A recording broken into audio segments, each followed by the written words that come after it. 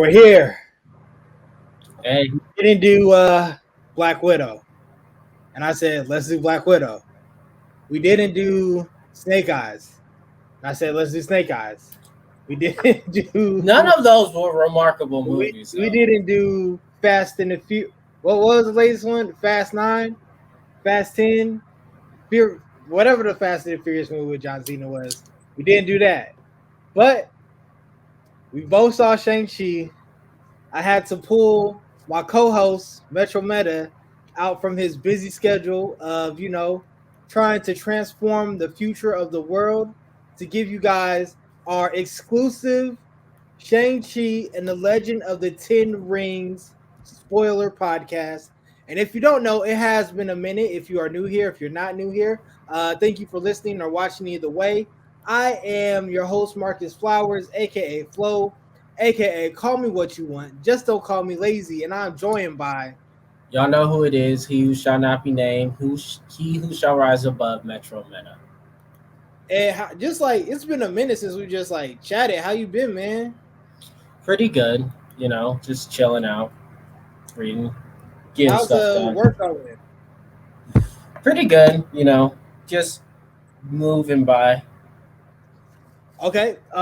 So before we dive in, do you have anything on your chest or anything you need to get off? Not really.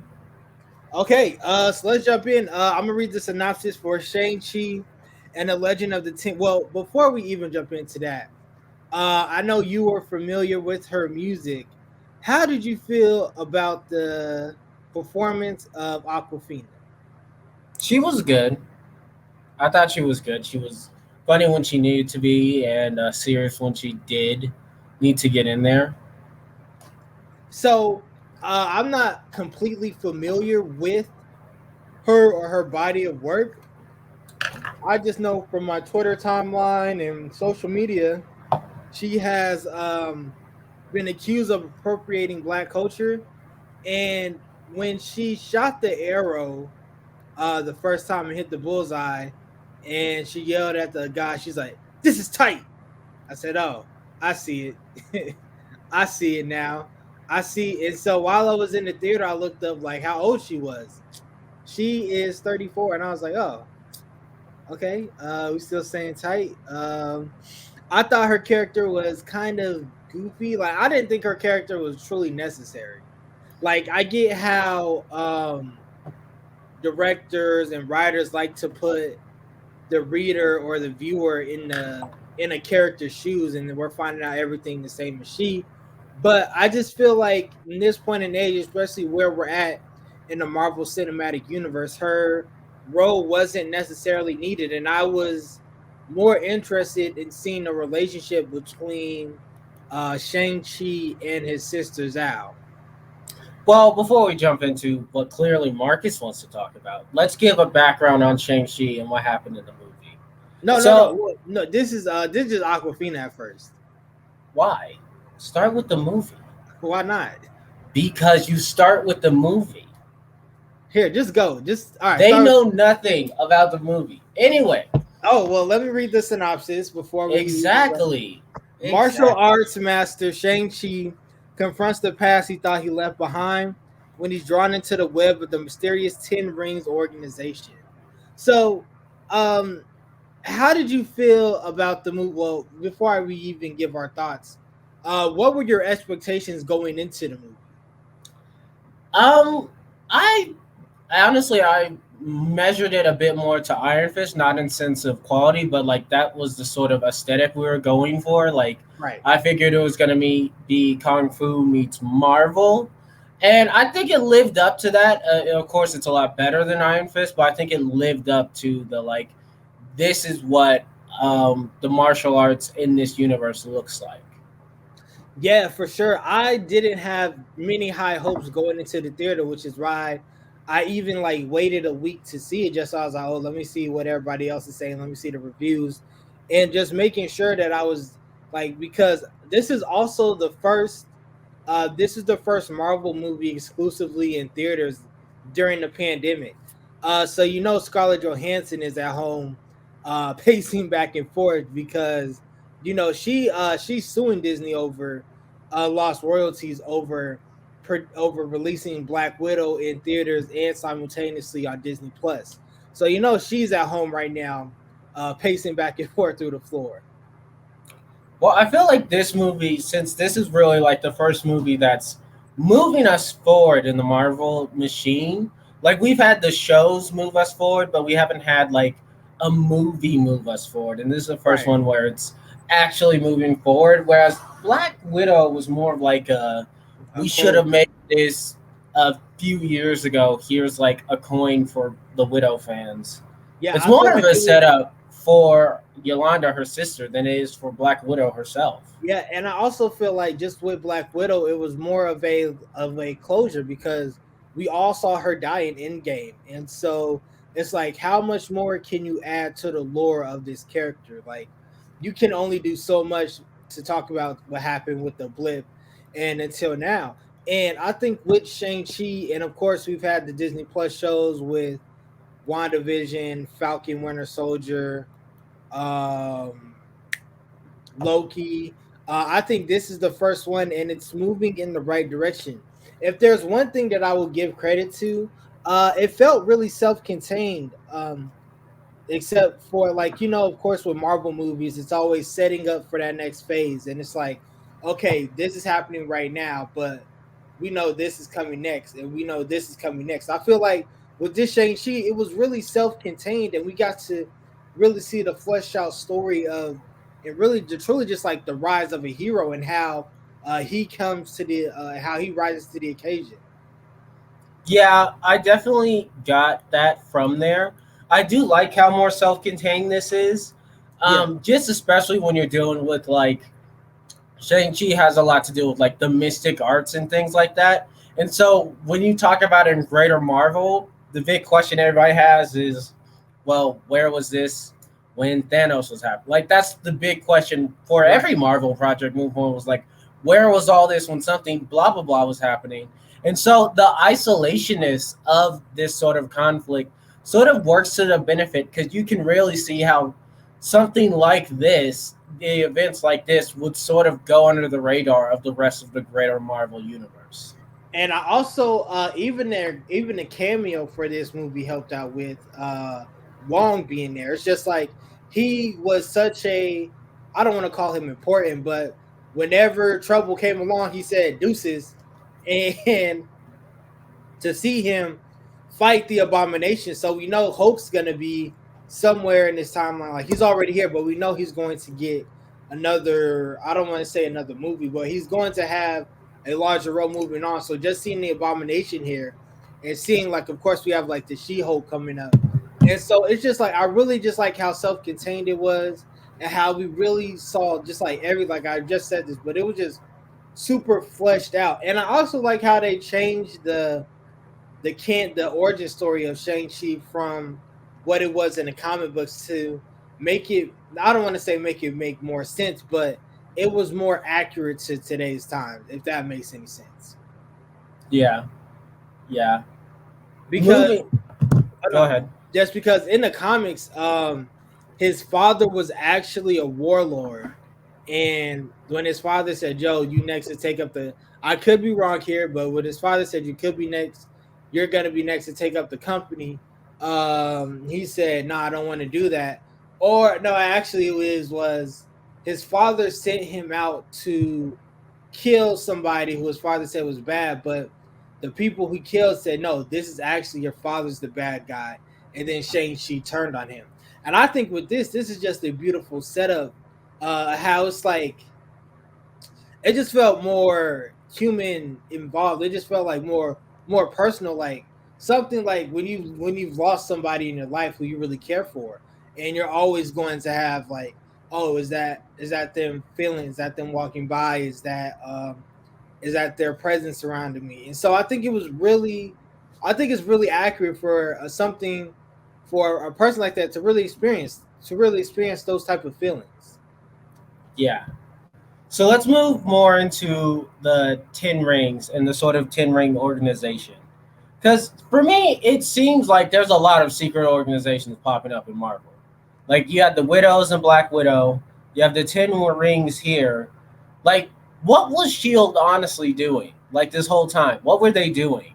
You see, and I do think Shield was just monitoring. Like it's a lot. It's a lot like how the Eternals are. Like they like when it's whenever something like it's just a necessary evil. I don't want to say just it's necessary to like watch and view. And so when they're doing those things, it's like okay, you can do this, this, and that. But as soon as you cross that line, we're going to come after you. And I think that's what it was happening. And even like getting the background on the Ten Rings and even the father and seeing how he's like, yo, I've been here for hundreds and thousands of years, shaping governments, corrupting power, taking wealth for my own. And we're seeing that, and we saw his development throughout the centuries.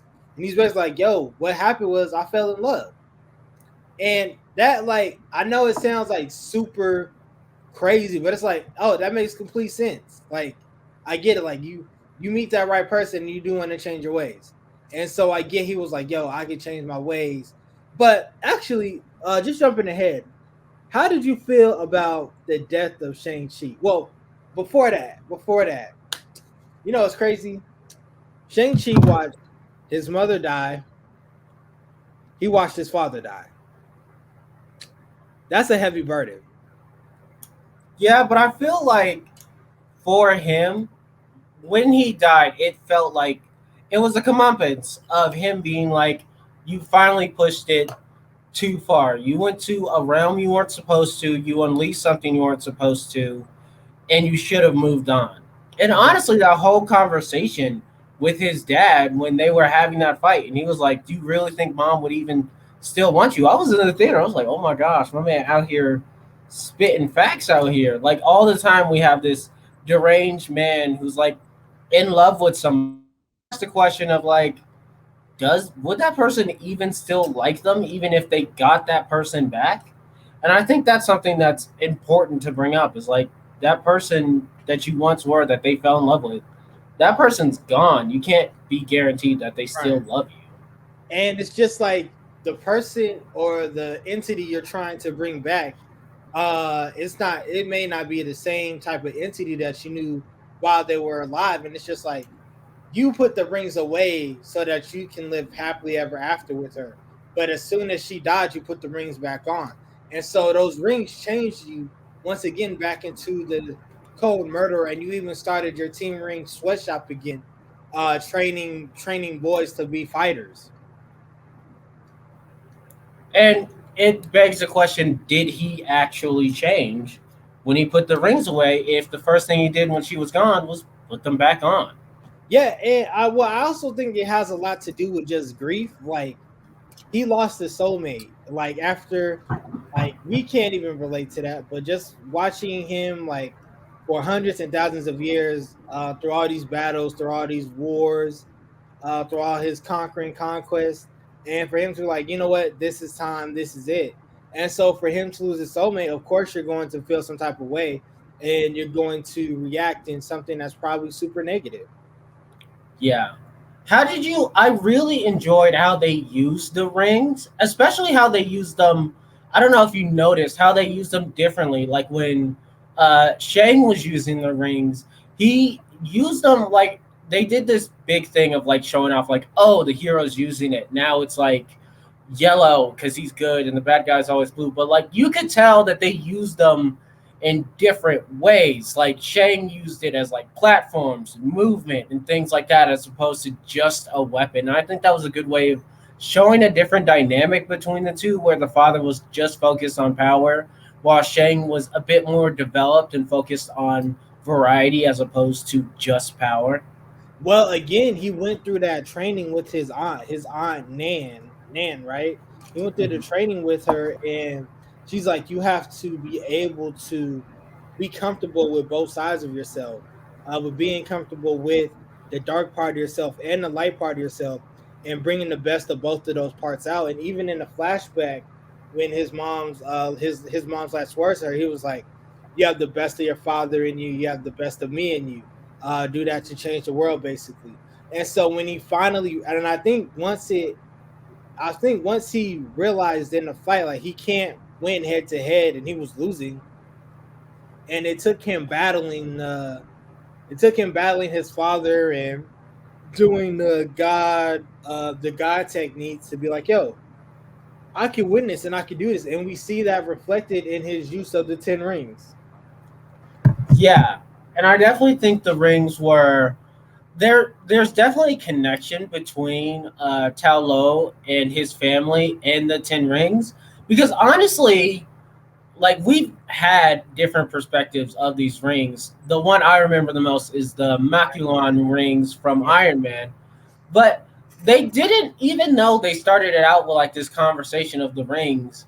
They never really went in depth as to where these rings came from, who made them, and then at the end, we had that stinger of it was just like Captain Marvel, Bruce Banner, and even Wayne was just like, we have no idea what these rings are for or what they are doing. So I definitely think that the Secret Village has a deep connection to these rings. And I honestly going to that last scene, my favorite part about that was like you could tell they were trying to be bring in as many people from like the different parts of the Marvel universe. You had like the more science and uh like driven side, the more science side with like Bruce Banner. You had the aliens in deep space with Captain Marvel, and you had the more mystic side with Wong. And it sort of was like a callback to Captain America and Falcon, Captain America, the show, because you had the androids with like androids and robots with Banner, then you had the aliens with Captain Marvel, and then you had the wizards with Wong. So I thought it was a good dynamic of showing, yes, we're still doing this three-part thing of like, this is what you need to focus on depending on who it is. Like if you see someone like Wong or Doctor Strange or Shang-Chi on the screen, you're dealing with more mystic, magical elements. You've seen Bruce Banner, Iron Man, Captain America. You're dealing with more machines and science, and you see Right. people like Captain Marvel, the Guardians of the Galaxy. You're dealing with aliens. And also with the inclusion of Shang-Chi to the Avengers, basically just bringing another element into the Avengers. It's like bringing the kung fu mystic arts basically, and we're seeing that. And another thing I just wanted to say, you talked about the Ten Rings and how it was a beacon. You know what I think that beacon was for? The Mm. Kree. I think it's time. Secret invasion. I wouldn't say the Kree because Captain Marvel didn't know about it, and No, she it's not. deals with the Kree all the time. Oh, what are those called? The like dragons. No, hold up. I'm about to look it up.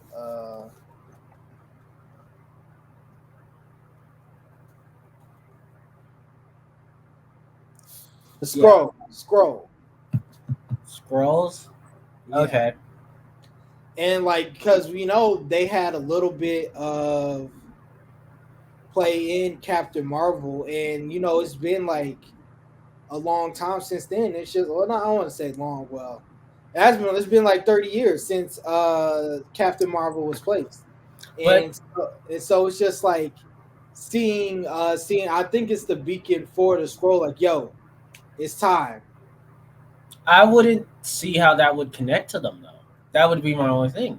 Because the scrolls, if I'm remembering Captain America right, Captain Marvel right, the scrolls were basically like refugees the whole movie. They were No, hiding well, from the in the Kree. comics, they are also conquerors and warlords as well, and they come to Earth to try to take it over. And so that's why I'm like, oh, maybe it's this, maybe it's that.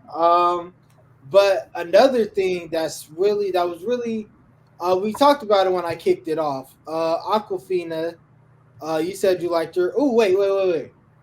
How did you feel about the last post credit scene? The one where she basically just did what her dad did, but now it's girl boss. Yeah, I think she's gonna turn on Shang-Chi.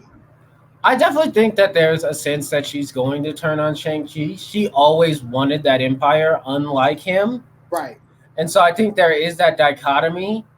And I think it's a good like through line for the next movie when they do the next Shang-Chi movie. Like we're still doing that. This family is still ruining the world because they like power sort of line. No, for sure, for sure. I just So before we close out, where would you rank this in your all time Marvel movies? This is a good 8 out of 10. No, I say where would you rank it amongst the Marvel movies? I mean, I haven't really sat down and ranked all of them. I definitely think it's better than like most of the origin movies, like Doctor Strange, Thor: The Dark World. I think it's a lot closer to Black Panther because I did like Black Panther. I don't think it's probably around Black Panther level for me. Yeah, I would say it is in my top five Marvel movies, just off top. I actually just came from seeing it. It'd be like Captain Marvel, Captain America, Winter Soldier, Shang-Chi, Civil War, Endgame. So I'll rank it a 9 out of 10. I think it's super dope that the person who played Shang-Chi, uh, Simu Lau. Sorry if I butchered that name.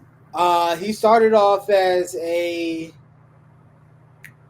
what are those pictures called? Stock. He started off as a stock photo. I don't want to say stock. He was a stock photo model. And so, have you seen those things where it's just like him in the office, like pointing at a computer, or him like waving at his employees or his fellow Yeah, man, coworkers? he made And it. and then actually iStock was like, "Yo, we've always seen it in you." And then he responded, "Yo, where the cash at? I'm sure y'all made millions off of this. I only made $100. Y'all need to pay me." And they never responded. Mm, But yeah, no, definitely. Would you recommend this? Would you recommend people to see this? definitely go out see Shang-Chi. It's super good. Yes, I would also recommend it as well. Real quick, have you been watching What Ifs? No, Did you watch any of them? no, I stopped halfway through the first one and I was just like, I don't care anymore. Okay, I will say the one that you need to watch is the Doctor Strange one. I know you won't, just like since I know you won't like the zombie one or the, I think you wouldn't like, or you may like the Black Panther as Star Lord one, but I think the Doctor Strange one is right up your alley just because you like seeing people fail, and he fails over and over and over and over again until it drives him insane and the world literally ends. So, but yeah, and also, have you been reading any comics lately? No, I caught up on Miss Marvel and then I'm just Okay. waiting for the next one. Okay, cool. Yeah, I read Black Manta. I think you should. I think you should check that out. I think you would like it. It's definitely up your alley. Deals with like oceans and stuff like that. I also think I'd also would recommend the X Men with Jonathan Hickman. I think you would like that. It's a lot of lore and a lot of dialogue. So if that's not your thing, I also would recommend for you Astonishing Tales. And it's by, do you know Variant Comics? Yeah, Okay. So the guy who is the host of there, he has his own comics. It's called Astonishing Tales. It's basically about a journalist who is trying to uncover the story of dead superheroes, and it's like turns and twists. I think you'll like it. But yes, once again, make sure you are following us at 26 and Glencoe Media Network. Make sure you are following me on all social media platforms at Flows My Hero. Follow Meta on all social media platforms at Metro Meta 26. And until next time, peace. see y'all.